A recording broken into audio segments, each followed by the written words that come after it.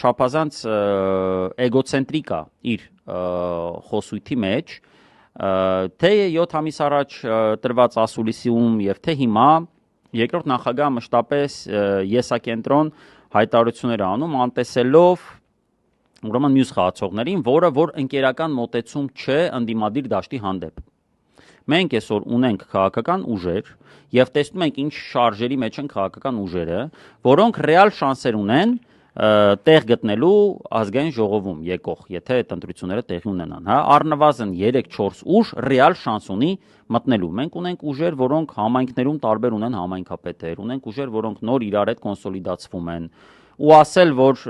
այսօր երկու ուժ կա, որ նորմալ մտնում է ազգային ժողով, այդ նորմալը առասարակ ինքը ուղղակի մի քիչ լղոզել է,